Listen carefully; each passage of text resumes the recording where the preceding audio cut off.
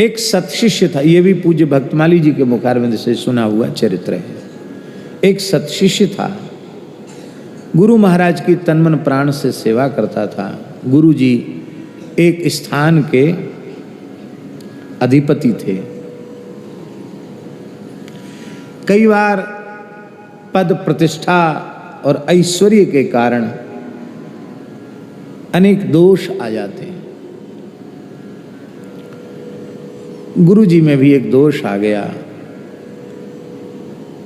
ऐसे थे नहीं वे, आ गया दोष। एक किसी उत्सव पर एक नर्तकी आई और नर्तकी के प्रति उनकी आसक्ति हो गई। बार बार उसको बुलाने लग गए, निकटता बढ़ी और अंत में उसका परिणाम ये हुआ कि वो स्थान में ही रहने लगी। धीरे धीरे जितने स्थान के विरक्त साधु थे, गुरु महाराज के प्रति सबकी अश्रद्धा हो गई। धीरे धीरे सब किनारे होने लगे। नारी विष्णु माया प्रगट। जिस स्थान में विरक्त के साधु सन्यासी के स्थान में इनका प्रवेश और इनका आधिपत्य हो जाता है, वहाँ का त्याग वैराग्य सब जय सिया राम समझ लेना पक्का है। इसके एक दो उदाहरण नहीं है, सैकड़ों उदाहरण हैं इसके। इसलिए विरक्तों के लिए न स्पर्शेत दारवीम अपि, काष्ठ की बनी हुई स्त्री का भी स्पर्श नहीं करना चाहिए।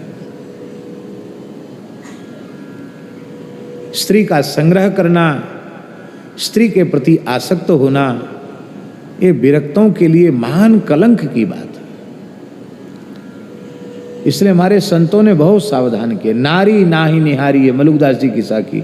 नारी नाहि निहारिये, करे नैन की चोट, को एक साधु उबरे पर ब्रह्म की ओट।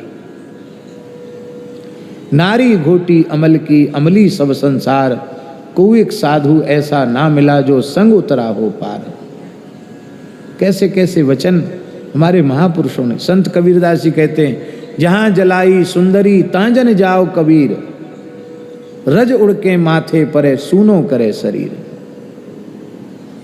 ये निंदा में तात्पर्य नहीं है, ये तात्पर्य है केवल सावधानी में। नारी मात्र साधक है, भक्त है, तो उसे पुरुष मात्र के आकर्षण से अपने को बचाना है। पुरुष मात्र साधक को नारी मात्र के आकर्षण से बचाना है, तभी वह भगवान के निकट तक पहुंच पाएगा। क्योंकि चलो चलो सब कोई कहे, पहुंचे बिरला कोय, एक कंचन एक कामनी दुर्गम घाटी दोए।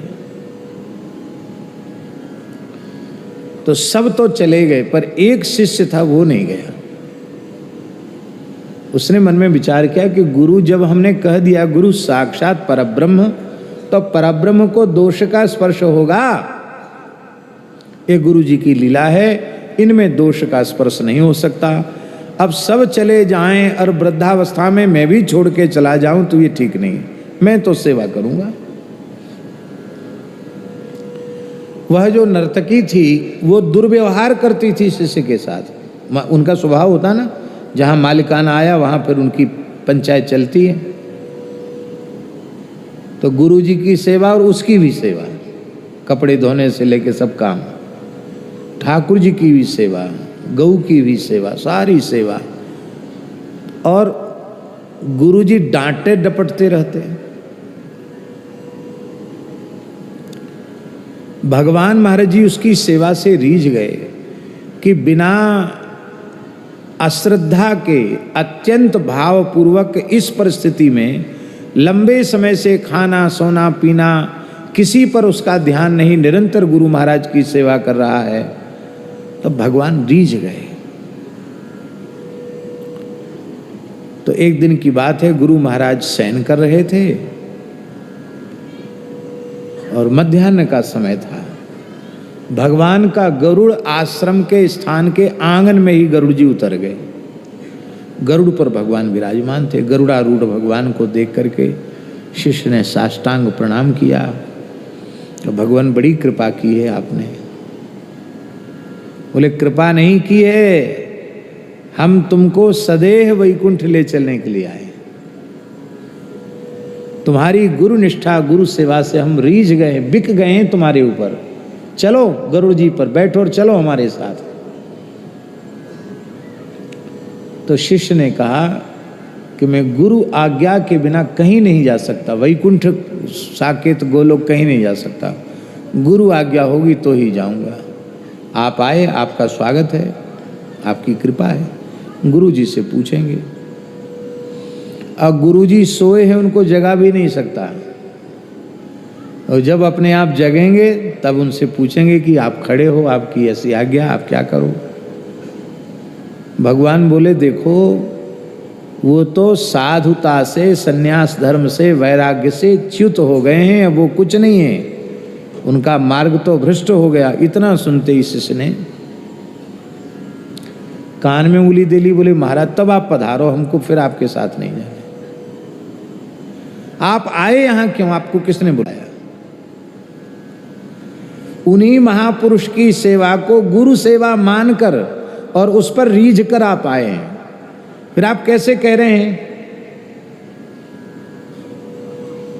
आप परमात्मा हैं, आपको दोष का स्पर्श नहीं होता, आपका ही स्वरूप हमारे गुरुदेव हैं, उनको दोष का स्पर्श कैसे हो जाएगा? भगवान बोले भूल हो गई हमसे, अब हम प्रतीक्षा करते हैं। गुरु महाराज जगे, शिष्य ने साष्टांग प्रणाम किया तो देखा शिष्य बहुत विह्वल है। कहा बेटा क्या बात है, तुम बड़े विह्वल हो। आंगन में गरुड़ जी पर विराजे हैं, गरुड़ जी आंगन में हैं और हमको साथ ले चलने के लिए कह रहे हैं। गुरु जी को पक्का विश्वास हो गया कि निश्चित ही इसकी जैसी निष्ठा श्रद्धा है, सेवा की भावना है, उसके अनुसार जरूर भगवान आए होंगे, इसमें कोई संदेह की बात नहीं है। और मेरा क्या होगा? मेरे जैसे पथभ्रष्ट व्यक्ति को गुरु मानकर, साधु मानकर सेवा करने वाले को भगवान मिल गए, वो सदैह वैकुंठ, अब मैं किस नरक में जाऊंगा? गुरु जी बड़े दुखी हो गए, रोने लगे। मन में सोच रहे थे तो बोले गुरु जी आप नाराज हो गए, आप रो क्यों रहे हैं? बेटा तेरे सौभाग्य पर तो मैं प्रसन्न होकर, प्रसन्नता के आंसू हैं, पर तू चला जाएगा तो मेरा क्या होगा? तो ऐसा है बेटा कि तुम भगवान से बोल दो कि हम चलेंगे तो सही, पर अकेले नहीं चलेंगे, गुरु जी के साथ चलेंगे, क्योंकि चलें वो हमारे साथ, तुम भी चलो, गुरु जी भी चले। तब तक वो जो नर्तकी थी उसने कहा कि आप गुरु चेला क्या बात कर रहे थे, वो सारी बात बता दी। तो उसने कहा कि मैं तो जन्म से ही जाने कितने कितने पाप मैंने किए हैं, और कोई सौभाग्य था कि मैं मठ मंदिर में आई, भगवान के सामने सेवा की, आपसे जुड़ गई, आपके मेरे कारण आपका पतन हुआ, तो आप तो गुरु चेला जाएंगे वैकुंठ, मैं कौन नरक में धक्का खाऊंगी? तो महाराज मेरा त्याग मत करो। रोने लगी चरण पकड़ के। तो शिष्य बोले गुरु जी चलो, महाराज भगवान बुला रहे हैं। तो बोले बच्चा अब तुम जाओ तो जाओ, हम तो नहीं जाएंगे। क्यों? ये बेचारी रो रही है, ये कहती है कि हमको छोड़ के कैसे चले जाओगे, हम भी चलेंगे। शिष्य ने आकर कहा अरे भाई तुम तो भीड़ बढ़ाते चले जा रहे हो, पहले हम तुम्हारे लिए कह रहे थे, फिर गुरुजी तैयार हो गए, अब वो नाचने गाने वाली तैयार हो गई, ये कोई तमाशा है? वैकुंठ ऐसे सबको मिल जाता है? तो महाराज फिर किसी को नहीं जाना, आप जाओ। तब ठाकुर जी बोले तुम्हारे भोले भाव पर, तुम्हारी गुरु निष्ठा पर हम ऐसे रीझ गए हैं कि तुम तीनों हमारे साथ चलो। और जैसे कोई गजेंद्र के कंठ में माला होती है और माला टूट के गिर जाए पता न चले, ऐसे ही तीनों ने अपने पांच भौतिक देह का त्याग उस प्रकार से किया। सुमन माल जिम कंठ ते गिरत न जाने नाग, और तीनों के तीनों भगवत धाम प्रयाण कर गए। तो एक शिष्य की श्रद्धा के कारण जिसके कल्याण में, वो दो का तो कल्याण हो ही नहीं सकता था, उनका भी कल्याण हो गया। श्रद्धा में बहुत बड़ी शक्ति है। श्रद्धा मयोयं पुरुषः यो यत् श्रद्धस्स एव सः। भगवान ने गीता में श्रद्धा की इतनी महिमा का वर्णन किया है कि अश्रद्धया हुतम दत्तम तपस्तप्तम कृतम च यत् असदित्युच्यते पार्थ न च तत्प्रेत्य नो इह। आपके हृदय में जैसी श्रद्धा होनी चाहिए वैसी श्रद्धा यदि नहीं है और आपने हवन किया, यज्ञ किया, व्यर्थ है। न इस लोक में कोई फल होगा न परलोक में।